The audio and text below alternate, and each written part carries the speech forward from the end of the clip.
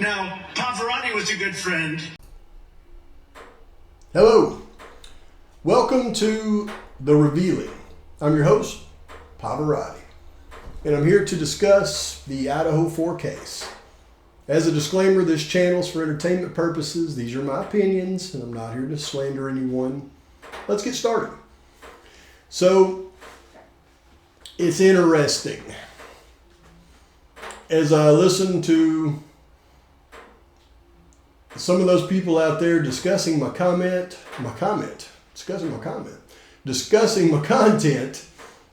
it's, it never ceases to amaze me.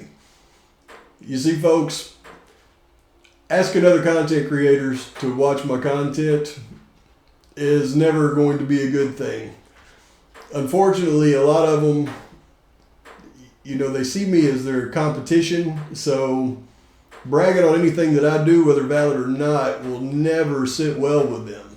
In fact, if they do watch it, they're just going to hate no matter what they see. And they're not going to be able to see it anyways because they're going to have a block in their mind. They don't want it to be accurate. So just keeping that in mind, I'm going with I'm on an island all on my own on this thing. So with all that out of the way, this is the conclusion to my 3-part series on motive. Now, as a lot of people watch the first, second, and third parts to my series, and by the way, if you have not watched part 1, part 2, and part 3, stop this video right now, go back and watch all 3 from start to finish. I promise you that if you do not do that, and you have not seen all 3 of those from start to finish, then this episode is not going to have the impact that it should. It's not going to fill the blanks in that it's meant to. And it's very difficult for, I know even the new subscribers that I have that watch my videos, to really be able to grasp what I discuss in my videos. I'm certainly not one of those content creators where you can watch one video and grasp what they're saying, or where they're coming from, or where they've been. For those of you that have been with me since the beginning, it is much easier for you to comprehend my content. And you know it's true because you've been on this journey with me. And we have taken many turns. We've gone through many hills, many valleys to get where we are today. We've discovered a lot of things. We've discussed a lot of things. And a lot of times in my videos, I take for granted the fact that a lot of you have not seen all of my videos. I get it in my mind that, well, I've covered this so many times, they know what I mean when I say this, but I realize that it's difficult for some of you to grasp all the concepts. And I apologize because it's so much information that I can't possibly get it all across to you in one video. But I assure you, I'm not making this stuff up. And people that have followed me from the beginning know that. So, with all that being said, looking at this video, this is going to be the most important video of this series because a lot of people watched part 1, part 2, and part 3 as if they were all separate motives all in themselves. As if they were just, here's a motive for this one, here's a motive for this one, and here's a motive for this one. Because without one, the other two doesn't seem to correlate. Doesn't really make that much sense. What I'm going to show you in this video is how it took all 3 of those motives to put things in motion for the atrocity on King Road. And I'm going to show you how all of the motives played a part. And I'm going to show you where they all came together to put the ball in motion for the atrocity. I'm going to fill in those blanks. I'm going to bring it all together, and I'm going to give you the conclusion of, in the end, who's really responsible for the atrocity on King Road and who the possible actual players are when you get right down to it. Now, in future videos, I'm going to show you how they got to Bryan Kohberger. And I got that wrong. I did. I got that wrong on how they actually got to Mr. Kohberger. Mr. Kohberger is an unlucky individual, folks. He's an unlucky individual. But I have finally found all the information that I need to tie everything together. I know why Kohberger's sitting in that cell. He didn't do it. He didn't do it, but I know why he's sitting in that cell. I know how the informant in the case put him in that cell. And it wasn't by planting the knife sheath. No, the knife sheath, turns out, doesn't play much. It doesn't play much of a role in any of this. The DNA on the knife sheath, I've explained how the DNA was manipulated in reverse using the father's portion of his DNA they got out of the trash can and plugging it into the original STR profile to fill in the missing gaps of that profile. And that's why they were able to match it to Bryan Kohberger with the buccal swab. And I didn't think that was the case for a long time. I thought Kohberger had inadvertently touched the knife sheath. These guys got a hold of it in some way, and they planted it there thinking they were going to set up someone else. And that's just not the case. And I know that for this reason and this reason only.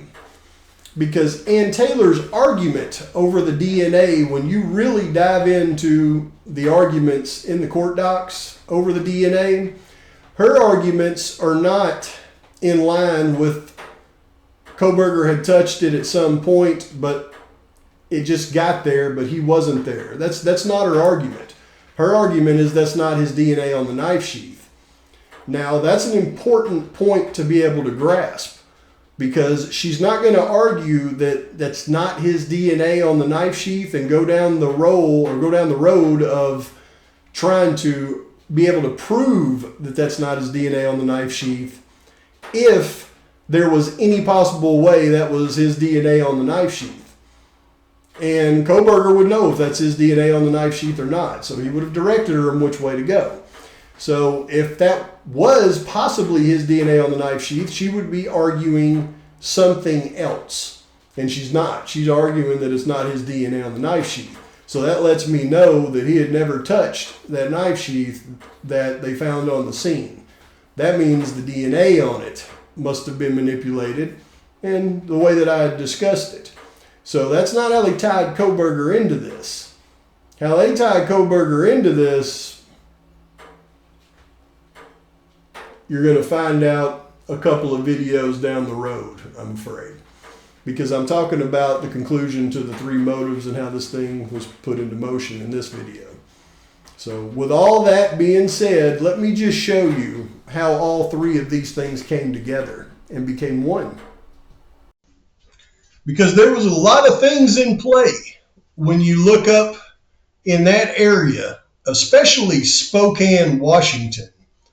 When you get to the end of October and the beginning of November 2022, a lot of things would converge in Spokane, Washington that would absolutely tie in to the motive and the plan on how to execute their retribution / message in November of 2022.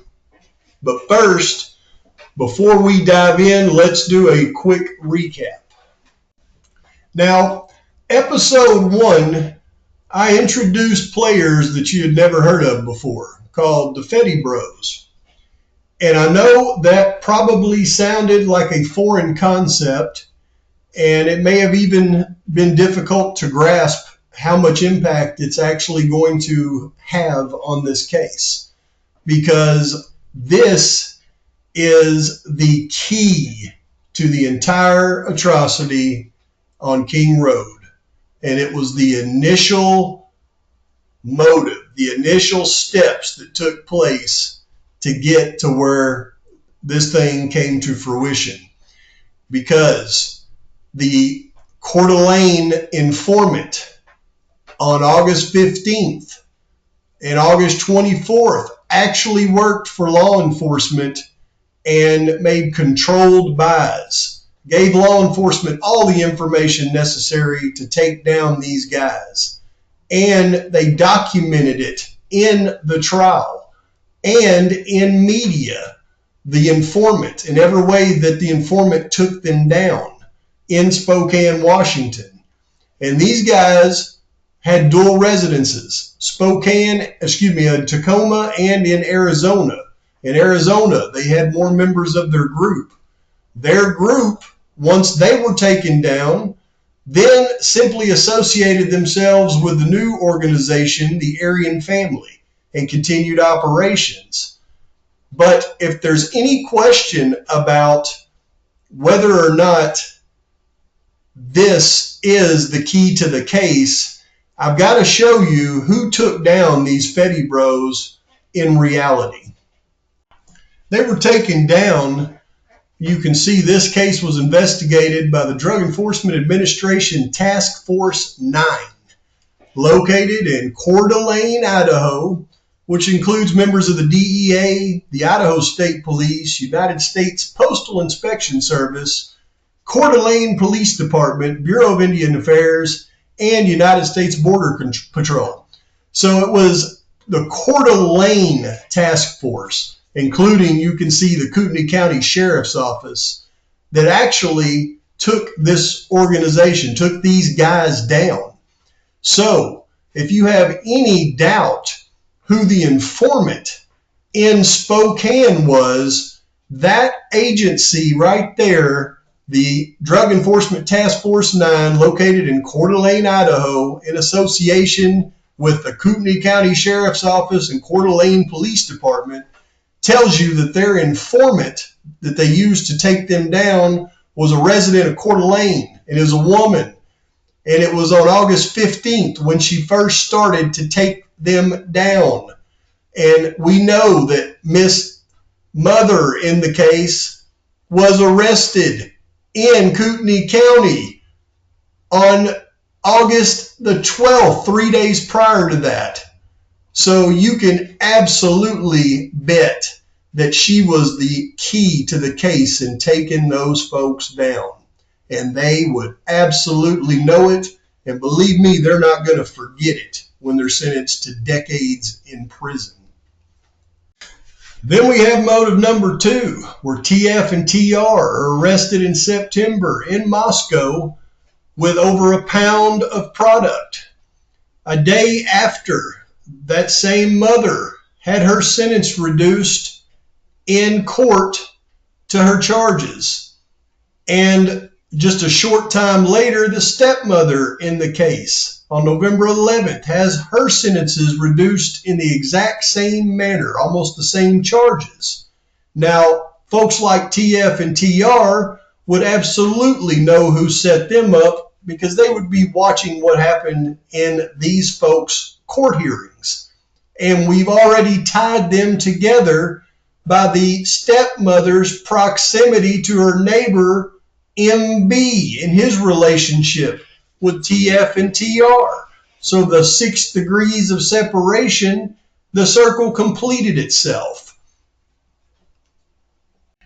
Then we have motive number 3, where pushing the wrong investment with absolutely the wrong individuals, coupled with a humongous collapse of the cryptocurrency market just 4 days prior to the atrocity, was the perfect storm for motive number 3.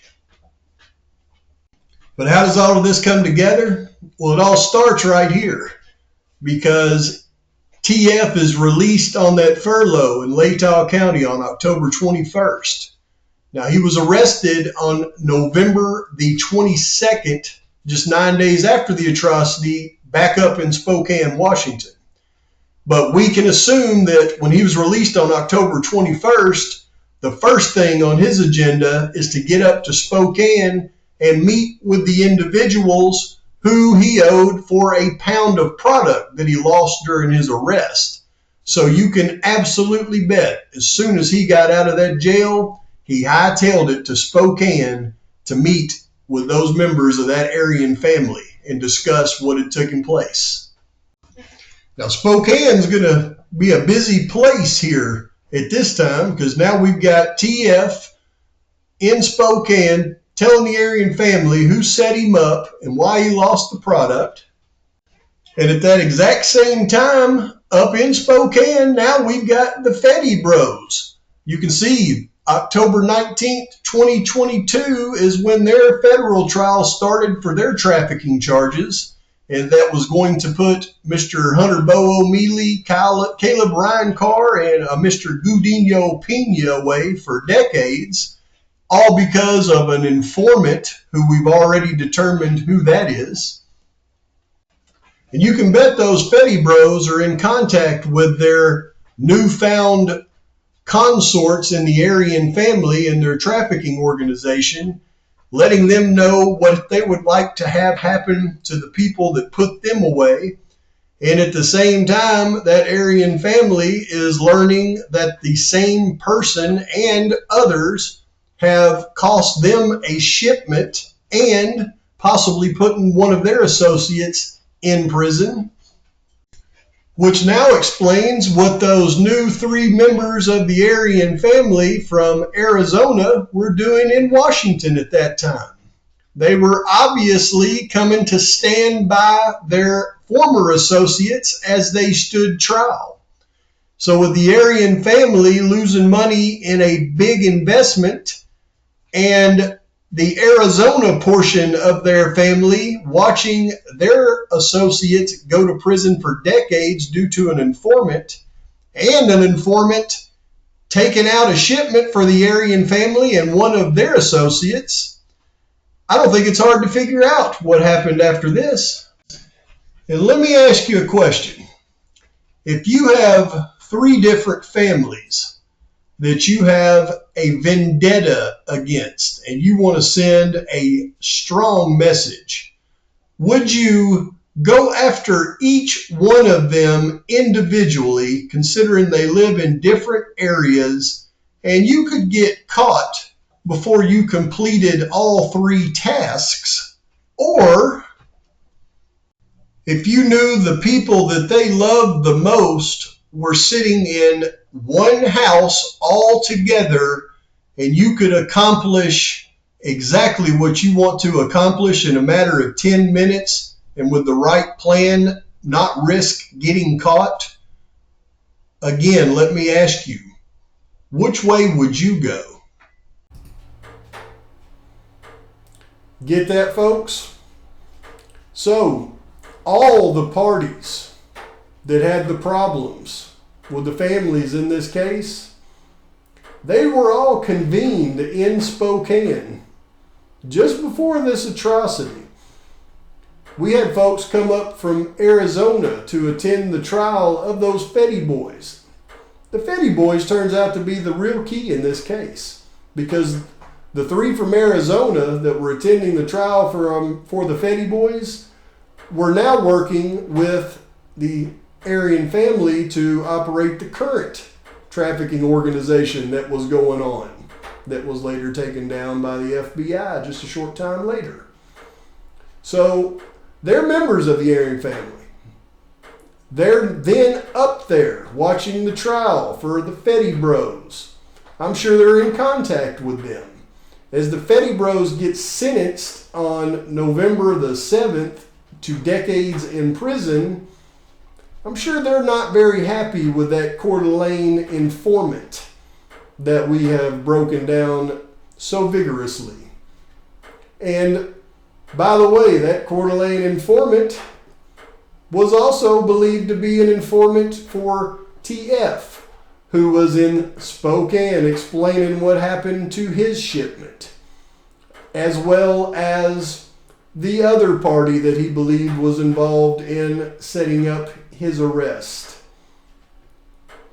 Then you have the rest of the Aryan family, the leadership, the ones with the money, who had just lost a bunch in a possible crypto investment when the crypto market hit rock bottom overnight. So that's a lot of players right there in Spokane right before the atrocity with some vendettas against some folks. And I've got to ask you, what would you do if you had three families that you had a vendetta against, that you wanted revenge on and you wanted to send a strong message to? Would you go and one by one try to fill that vendetta? Possibly not complete your task because you were caught going from one to the next? Or if you already had intel that the way you could hurt all of them the most was take out the ones they loved the most, and you knew that all three of the ones they loved the most was in one house, and you could send that message and get that revenge in a matter of 10 minutes, what would you choose? I can tell you folks like that what they would choose, and it's what they chose, in my humble opinion. That's the end of this series. In the next video, we're going to discuss how this trial and the gag order is trying to cover one thing and hide one thing. They're probably trying to hide many things, but there's one thing that they're covering and trying to hide beyond others, and that's the fact that they have a second person on trial in this case. That person just isn't alive. And there's certain things that they have to do when they're trying a case against two individuals and one of them are no longer alive, number one. But I'm also going to show you the evidence to prove that they have two people that they're trying to convict in this case, and they've always been looking for more than one individual in this case.